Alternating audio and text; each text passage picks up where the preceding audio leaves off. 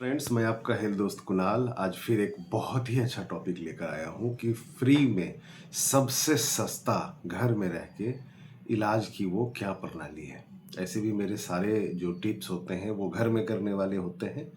आज जो मैं लेकर आया हूँ वो बहुत ज़बरदस्त टिप्स है आप सबों के लिए। हम जानते हैं बट हम फॉलो नहीं करते हैं। वो चीज़ है उपवास करना, दैट इज कॉल्ड फास्टिंग। उपवास, दो शब्द मिलके ये एक बना है उपवास। उप मतलब समीप, वास मतलब रहना, पास रहना इज कॉल्ड उपवास। हम अपने पास होते हैं उस दिन ना। हम फास्टिंग सिर्फ खाने की नहीं करते हैं, हम बोलने चालने सुनने सबकी फास्टिंग करते हैं। और इससे क्या होता है ना कि हमें अपने पास रहने का मौका मिलता है। हम इंट्रोस्पेक्ट करते हैं, अपने अंदर झांकते हैं, अपनी कमियां, इन सब चीज़ों को देखते हैं। आइए जानते हैं उपवास के बारे में अच्छे से। आयुर्वेद में 13 तरह के उपवास जो हैं वो वर्णित हैं। जैसे फलाहार, सुबह का उपवास, मतलब उसमें क्या है, सुबह खा लिए पूरे दिन नहीं खाए। एक होता है पूरा सुबह पूरा दिन भर नहीं खाए, शाम में खाए। दीर्घ उपवास, लघु उपवास, इस तरह के 13 उपवास हैं। आप जिस तरह के करने में सक्षम हैं, जो आपको लग रहा है आप उस तरह का करें। कुछ चीज़ें ध्यान रखनी है उपवास में। जैसे उपवास अगर हम कर रहे हैं तो फटाक से ना करें। अगर आपने कभी नहीं किया है, if you don't have the experience of fasting, तो उसकी तैयारी करें। एक दिन दो दिन पहले से थोड़ा ताकतवर खाएं, जो कि आपको उपवास के दिन मदद करेगा। और जब उपवास करें उस दिन तो आप कुछ खा नहीं रहे हैं। उपवास तोड़ें तो ध्यान रखें बहुत हल्की चीज़ों से तोड़ें, जूस वगैरह से तोड़ें या मूंग दाल की खिचड़ी से तोड़ें। दूध ना लें। बहुत लोग क्या करते हैं ना, उपवास तोड़ने में दूध का सेवन करते हैं, दूध गरिष्ठ होता है। ऐसी स्थिति में आपको यह उल्टी, पेट दर्द, इन सब तरह के प्रॉब्लम्स ला सकता है।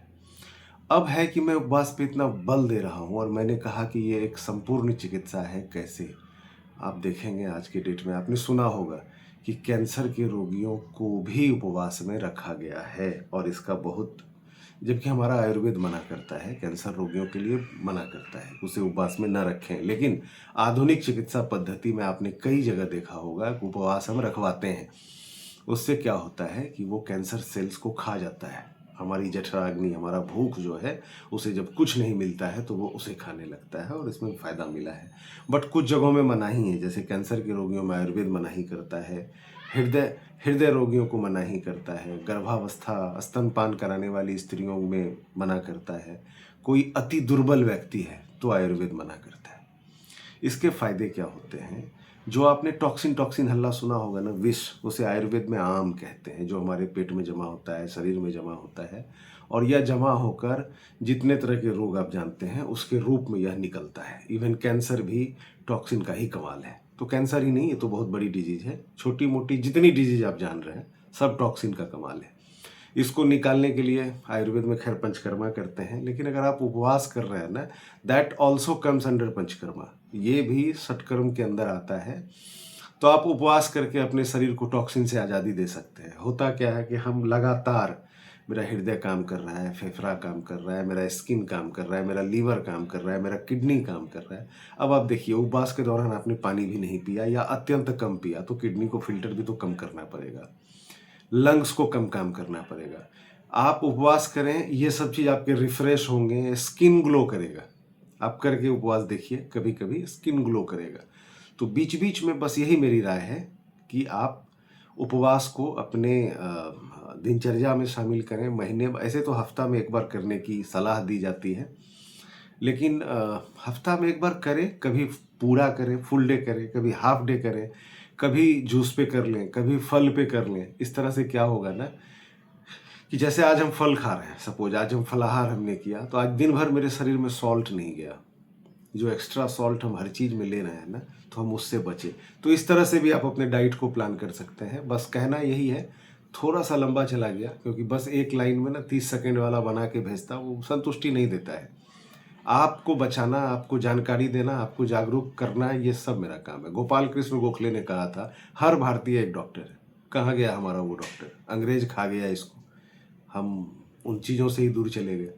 आज कहते हैं ना कि अमेरिका में जो एक बीएससी ग्रेजुएट होता है वो हमारे यहाँ के एमबीबीएस से ज़्यादा पढ़ा लिखा होता है। जानकारी तो रखना पड़ेगा, और ख़ास करके एंशिएंट की जानकारी, यानी हमारे आयुर्वेद।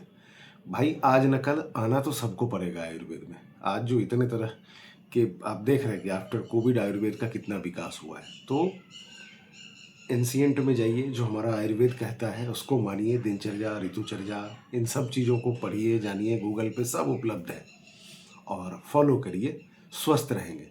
इतना भी समय नहीं है तो आप हमको फॉलो करिए। मैं हूँ आपका हेल्थ दोस्त, आपके लिए बहुत ही अच्छा अच्छा टिप्स लेकर आता हूँ। फिर अगली वीडियो में एक अच्छे टिप्स के साथ मिलेंगे। आपको किसी भी चीज़ पे नॉलेज चाहिए ना, बेहिचक आप कमेंट में डाल दीजिएगा कि इस रोग पे, इस बीमारी पे, या कोई शब्द ऐसा है जो आपने सुना है उसका मीनिंग नहीं समझ पा रहे हैं, तो आप डालिए, मैं आपके लिए वो लेकर आऊँगा। लाइव करने का भी प्लान हो रहा है, देखते हैं कब मौका मिलता है। चलिए, तब तक बहुत स्वस्थ रहिए। Thank you.